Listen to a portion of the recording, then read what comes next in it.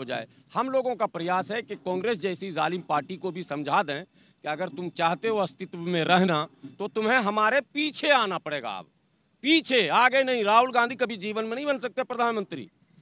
सरकार में जब आएंगे, ईवीएम लाने का काम, हटाने का काम, नोट चालू करने का काम, बंद करने का काम, गाड़ी बंद करने का काम, चलाने का काम, लॉकडाउन लगाने का काम, हटाने का काम, स्कूल बनाने का काम, तोड़ने का काम, बेचने का काम, खरीदने का काम, स्टेशन बेचने का काम, ये सब काम सरकार के पास है लोकतंत्र में। हम चाहते हैं कि बजाय इस शिकायत के कि मोदी जी बेच रहे हैं या ये कर रहे हैं, मोदी जी पूरा सब कुछ बेच दें। लेकिन जिस दिन सत्ता में बहुजन समाज आएगा उस दिन सब कुछ वापस आ जाएगा।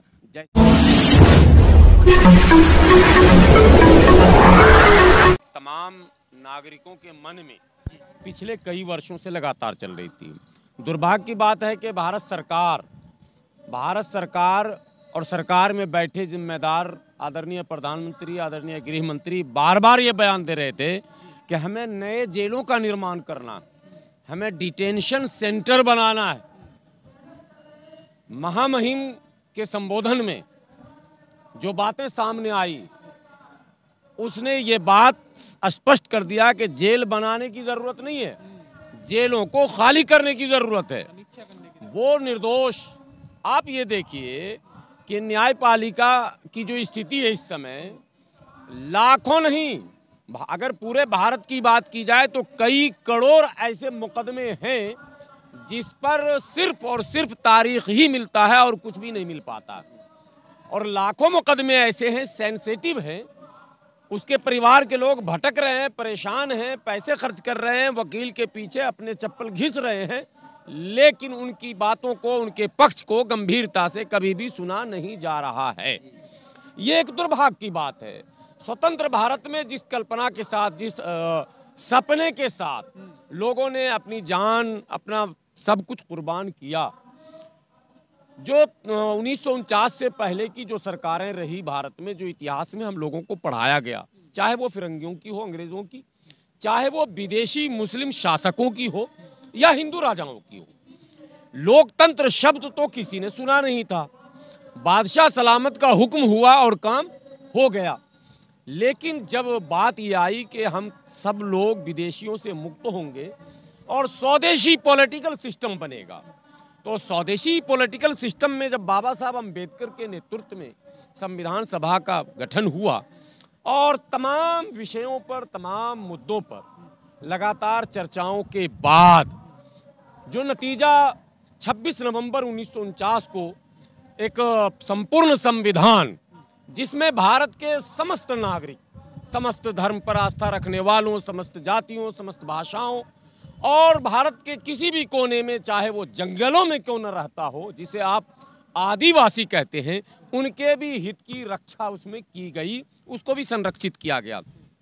क्या कारण है कि स्वतंत्र भारत में लगातार जेलों में दलितों और मुस्लिमों की संख्या बढ़ रही है? क्या कारण है कि दलितों और मुस्लिमों के संख्या न केवल बढ़ाए जा रहे हैं बल्कि उनसे जेल के अंदर दुर्व्यवहार किए जा रहे हैं? क्या कारण है कि आज जब उपचुनाव रामपुर में हो रहा है, आपने देखा वो दृश्य कल का कि दलितों और मुस्लिमों के घरों में मोहल्लों को पुलिस फोर्स ने घेर लिया। तो क्या संविधान बनाने वालों ने, देश को स्वतंत्र कराने वालों ने, देश के लिए अपनी जान तक की बाजी लगाने वालों ने यही सपना देखा था? क्या यही सपना देखा था हमने कि हमारे लोग 10-10 साल, 20-20 साल जेलों में बंद रहेंगे और बाद के दिनों में उन्हें निर्दोष बताकर वापस उस समाज में भेज दिया जाएगा? क्या वो मुंह दिखाएंगे समाज को जिनको आपने आतंकवादी कहकर, जिनको आपने अलगाववादी कहकर, जिनको आपने देशद्रोही कहकर, जिनको आपने समाज का दुश्मन कहकर, जिनको आपने संविधान का दुश्मन कहकर जेलों में बंद कर दिया? आपने उनके पक्ष को सुनने में 15 से 20 वर्ष क्यों लगाए? इसलिए हमारे भारत के राष्ट्रपति महोदया महामहिम, मैं धन्यवाद देता हूं। हम लोगों को ये लग रहा था कि शायद उनका चुनाव हुआ है इसलिए कि वो मौजूदा सरकार के हाँ में हाँ मिलाएंगी, लेकिन हम लोग आशान्वित हैं कि वो उस समाज से आती हैं, उस वर्ग से आती हैं जिस वर्ग को अभी तक न्याय और अधिकार नहीं मिला है। उस वर्ग के लोगों के ज़मीनों को सरकार कौड़ी के भाव में छीनकर पूंजीपतियों को दे रही है। हमें लगता है कि महामहिम महोदया अपने समाज के इस पीड़ा को समझ रही हैं, इसीलिए महामहिम ने मुख्य न्यायाधीश और प्रधानमंत्री जी के मौजूदगी में साफ शब्दों में ये कह दिया कि जेल में जो लोग हैं उसकी समीक्षा अब होनी चाहिए और नए जेलों के निर्माण की कोई आवश्यकता नहीं है, बल्कि जेल में बंद लोगों के तमाम मामलों को शीघ्रता के साथ, तत्परता के साथ सुना जाए, उनके पक्ष को समझा जाए और अगर वो निर्दोष हैं, इनोसेंट हैं, तो उन्हें फौरन जेल से बाहर भी किया जाए। देखिए ये बात सच है, एक दो बार नहीं, कई बार ऐसी खबरें आई, 15 वर्ष, 20 वर्ष, 25 वर्ष की बात भी आई कि 25 वर्ष के बाद उन्हें न्यायालय ने बरी कर दिया सबूतों के अभाव में। अरे भाई वो कौन से सबूत हैं जिसको मैंने समझने में 25 वर्ष लग रहे हैं। एक अगर 25 साल का लड़का इस तरह की गतिविधियों में संदिग्धता के आधार पर अगर शक की बुनियाद पर गिरफ्तार किया जाता है और उसे 15 वर्षों के बाद अगर आप निर्दोष भी साबित कर देते हैं तो सवाल तो ये पैदा होगा कि उसकी तो आयु समाप्त हो गई। वो 25 वर्ष में वो कमा रहा था, उसके कई सपने थे, उसकी योजनाएं थी, उसको कुछ करना था देश के लिए, समाज के लिए, अपने परिवार के लिए। वो तो न परिवार के लिए कर सका, न समाज के लिए कर सका, न देश के लिए कर सका। इसलिए ये चिंता का विषय है और मैं धन्यवाद देता हूँ महामहिम राष्ट्रपति महोदया को कि उन्होंने इस चिंता को प्रकट किया है, वो भी प्रधानमंत्री जी के सामने और चीफ जस्टिस जी के सामने। इसलिए हम लोग खुश हैं और हमें लग रहा है कि लोकतंत्र में कहीं से तो आवाज़ उठ रही है। आज हम लोग रामलीला मैदान में इसीलिए आए हैं कि न्याय और अधिकार ये दो ऐसे शब्द हैं कि न्याय पर सीधे सीधे हमला हो रहा। न्याय पाने के लिए लोग अपना सब कुछ गवा बैठ रहे हैं, मगर वो न्याय उन्हें नहीं मिल पा रहा और अधिकार तो सबके छीने जा रहे हैं। लोकतंत्र का हरण हो रहा है। तमाम जो दृश्य आ रहे हैं सामने, मैं फिर कह रहा हूं दोबारा, अभी जो उपचुनाव हुए हैं, बाय इलेक्शन में अभी जो रामपुर से खबरें आई हैं, आप लोग पत्रकार बंधु हैं, सोशल मीडिया पर आपने देखा होगा, वो दृश्य बहुत विचलित करने वाला है। मुझे लगता है कि देश के लोगों को इस पर गंभीर होने की आवश्यकता है। ऐसा इस देश में कभी हम लोगों ने कल्पना नहीं किया था कि ऐसा भी होगा। सरवर जी, आपको नहीं लगता न्यायपालिका पे और सरकार पे एक बड़ा प्रश्न चिन्ह छोड़ दिया है राष्ट्रपति? देखिए, हमारा आज इस सम्मेलन में यही मांग है, न्यायपालिका में जब तक आरक्षण नहीं होगा तब तक न्याय की हम संपूर्ण उम्मीद नहीं कर सकते हैं। ये कॉलेजियम सिस्टम जो है ये अंग्रेज़ों का बनाया हुआ है और इससे व्यक्ति विशेष की नियुक्ति होती है। उसके दादा थे, परदादा थे, फिर बेटा हो गए। अभी 3-4 ऐसे मुख्य न्यायाधीश हुए हैं जिनके पहले पिता भी मुख्य न्यायाधीश थे। फिर उसके बाद आपको रंगनाथ मिश्रा जी का आपने नाम सुना, बहुत प्रसिद्ध चेहरे रहे हैं। कमीशन भी बना उनके नाम से, रंगनाथ मिश्रा कमीशन, उनके बेटा भी बन गए चीफ जस्टिस। अभी जो चीफ जस्टिस हैं इनके विषय में भी आप जानिए। तो ये जो नियुक्तियां हो रही हैं ये बिल्कुल गलत है। इसके लिए एक न्यायिक आयोग का गठन हो और उसमें न्यायपालिका में आरक्षण की पूरी व्यवस्था हो। कब अब इतने दिनों में 75 वर्षों में भारत का अगर एससी और एसटी मुख्य न्यायाधीश नहीं बन सका तो क्यों नहीं बन सका, ये प्रश्न है, ये बड़ा प्रश्न है। दूसरी बात है कि आप अगर 25 और 30 जज हैं, आप ढूंढ लीजिए, आप जितने भी सुप्रीम कोर्ट के न्यायाधीश हैं, मुख्य न्यायाधीश को छोड़कर अन्य जो न्यायाधीश हैं उनमें कितने एससी हैं, कितने ओबीसी हैं, कितने एसटी हैं, ये एक सवाल है।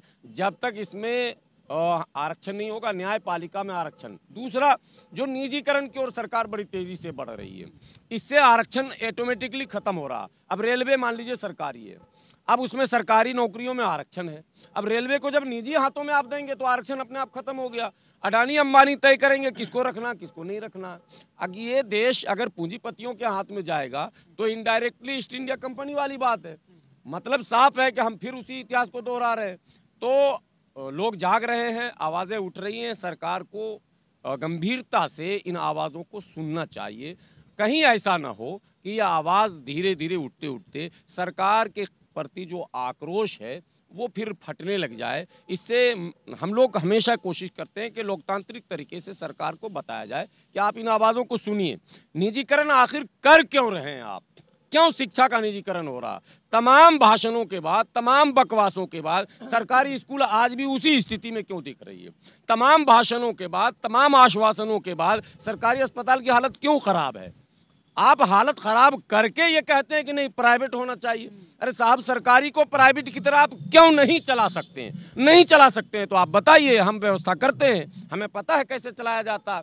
आप जानबूझकर नहीं चलाते हैं तो चाहे सरकारी अस्पताल हो या सरकारी स्कूल हो या सरकारी जो भी संपत्ति है उसका निजीकरण करने के लिए पहले ये सरकारी महकमे को ही बर्बाद करते हैं। अब पुलिस और मिलिट्री भी ये निजीकरण की ओर लेकर जाना चाह रहे हैं। आपको पता ही है वो अभी 4 साल वाला अग्निपथ जो इन्होंने चलाया है, उसके बाद तो ऐसा लग रहा है कि पुलिस और मिलिट्री को भी ये निजी हाथों में दे देंगे तो आपके पास बचेगा क्या? लेकिन सरवर जी, इसका विरोध सिर्फ 2 ही लोग कर रहे हैं, मुस्लिम या दलित। गुजरात के आंकड़े देख लो, जो एग्जिट पोल आए हैं, लगातार पिछड़े और जो सवर्ण सब बीजेपी के साथ है, तो कैसे जीत पाओगे आप लोग? 2 मिनट देखिए ऐसा है कि ये बिल्कुल नहीं कहिए कि 2 ही लोग विरोध कर रहे हैं। विरोध हर जगह से अलग अलग अंदाज में हो रहा है। ये कहिए कि बिखरे हुए हैं लोग हैं। जो आज भी मतदान हो रहा है, मतदान अभी रामपुर में 33% मतदान हुआ है। 33% कुल मोदी जी को मिला ही है पूरे देश में, तो बाकी प्रतिशत जो है वो तो इनके विरोध में है ना। मसला ये है कि जो विरोधी वोट है वो बिखरा हुआ है और ये इनकी रणनीति का एक महत्वपूर्ण पार्ट है कि विरोधियों को बिखेर दो, अलग अलग ढंग से पार्टियां बनाओ, अलग अलग। तो हम लोग ये प्रयास कर रहे हैं कि SC ST OBC और माइनॉरिटी की जितनी पार्टियां पॉलिटिकल, जितने सामाजिक संगठन हैं, उनको हर हाल में एक प्लेटफॉर्म पर लाया जाए। एक बात और आप सुन रहे होंगे कि आने वाले चुनाव में माने संभावनाएं व्यक्त की जा रही है कि मोर्चा बनेगा। तो मोर्चा बनेगा तो आर पार का बनेगा या तीसरा भी बनेगा। इनका प्रयास है कि मोर्चा भी 2-3 तरह का बन जाए ताकि फिर डिवाइड हो जाए। हम लोगों का प्रयास है कि कांग्रेस जैसी जालिम पार्टी को भी समझा दें कि अगर तुम चाहते हो अस्तित्व में रहना तो तुम्हें हमारे पीछे आना पड़ेगा। अब पीछे, आगे नहीं। राहुल गांधी कभी जीवन में नहीं बन सकते प्रधानमंत्री। जीवन में मैंने ये 50 बार आपको कहा, फिर कह रहा हूँ और इसको नोट कर लीजिएगा। दाढ़ी चाहे जितनी लंबी वो कर ले, प्रधानमंत्री नहीं बनेंगे। आप भी तो नहीं बन सकते। नहीं, मैं तो बनना ही नहीं चाहता हूँ। मैं तो बनाने वाला हूँ, लेकिन बनाने की भूमिका से भी हटाने का जो प्रयास हो रहा है। वही तो सवाल है, कैसे बनाओगे आप? 30% सवर्ण और 30% पिछड़े एक साथ हो रहे हैं, 30% मुस्लिम और ये सब एक साथ हो रहे, कैसे बन जाएगी? बन रहा है, बनने के कगार पर है। हम लोगों ने अभी नगर निगम में भी कई जगह एक्सपेरिमेंट किया है, रिजल्ट आएगा। आपने देखा, मेरी आवाज़ आप सुन ही रहे। नगर निगम में मैं एक पल भी मुझे फुर्सत नहीं थी, सुबह 7 बजे से रात के 12 बजे तक काम कर रहा था। अरे जीतने दीजिए ना, कब तक जीतेंगे? जीत नहीं सकते हैं, जीतने दीजिए। हम आश्वस्त हैं, आशावादी लोग हैं। लग रहा आपको कमज़ोर है, कमज़ोर बिल्कुल नहीं है। हमारा बड़ा समाज है। आप बार बार दलित मुस्लिम की बात कर रहे हैं, पिछड़ों को आप किनारे कर रहे हैं, ऐसी बात नहीं है। दलित मुस्लिम पिछड़े सब साथ आएंगे और केवल दलित मुस्लिम भी अगर आ गए तो भी हम सत्ता बदल देंगे, इतना भी हमारे कॉन्फिडेंस है। इसलिए घबराने की इसमें कोई जरूरत नहीं है। नहीं, कैसे एक साथ आ तो रहे हैं दलित मुस्लिम, फिर भी तो सत्ता नहीं बदल रही ना। बदल रही है, बदल जाएगी। आप क्यों घबरा रहे हैं, क्यों परेशान हो रहे हैं? हम सत्ता के लिए व्याकुल नहीं है। हम लोगों की मानसिकता को सही करने का प्रयास करते हैं। हम लोग सत्ता की बात ही नहीं करते हैं। सत्ता तो अपने आप आ जाएगा, सोच बदल जाएगी। लोगों ने कहा EVM खराब है। EVM से ज्यादा दिमाग खराब है। हमको EVM से ज्यादा दिमाग सही करना है। हम लोगों को ये समझा रहे हो पहले दिमाग सही करो, EVM तुम्हें एक दिन में खत्म कर देंगे। सरकार में जब आएंगे, EVM लाने का काम, हटाने का काम, नोट चालू करने का काम, बंद करने का काम, गाड़ी बंद करने का काम, चलाने का काम, को लॉकडाउन लगाने का काम, हटाने का काम, स्कूल बनाने का काम, तोड़ने का काम, बेचने का काम, खरीदने का काम, स्टेशन बेचने का काम, ये सब काम सरकार के पास है लोकतंत्र में। हम चाहते हैं कि बजाय इस शिकायत के कि मोदी जी बेच रहे हैं या ये कर रहे हैं, मोदी जी पूरा सब कुछ बेच दें। लेकिन जिस दिन सत्ता में बहुजन समाज आएगा उस दिन सब कुछ वापस आ जाएगा, जैसे वापस पहले भी आया था। चंद वर्षों के शासनकाल में आपने उत्तर प्रदेश में वो उदाहरण देखे हैं। चंद वर्षों के शासनकाल में हमने बिहार में भी कुछ उदाहरण देखे हैं। चंद वर्षों के शासनकाल में हमने कर्नाटका और आंध्रा में भी देखे हैं और तेलंगाना में देख रहे हैं अभी। इसलिए परेशान होने की कोई ज़रूरत नहीं है। धैर्य रखिए। लोगों को हम चाहते हैं कि एक संदेश जाए कि देश में सर्वोपरि संविधान है, कोई धर्म खतरे में नहीं है। लोग कहते हैं अरे आप फिर इलेक्शन की तरफ ले जा रहे हैं। यहाँ एक अफीम है कि इस्लाम खतरे में है, हिंदुत्व खतरे में। मैं कहता हूँ ना इस्लाम खतरे में, ना हिंदू धर्म खतरे में आ ही नहीं सकता। धर्म उसका खतरे में आएगा जो पाखंडी होगा। असली माल कभी खतरे में आएगा ही नहीं। असली घी की तलाश में लोग अभी भी किलोमीटर भर चलते हैं। असली शहद तलाशने के लिए लोग 10-10 किलोमीटर चलते हैं। तो आप असली बनिए, कोई खतरा नहीं है। खतरे में संविधान है, खतरे में समाज है, खतरे में देश है, खतरे में इस देश को बचाना। हमको धर्म के अफीम से बाहर निकलना है, चाहे वो मुस्लिम समाज हो, चाहे कोई समाज हो। हम लोग यही आह्वान करते हैं, देश को देखिए, समाज को देखिए और देश और समाज को बचाने के लिए आगे आइए।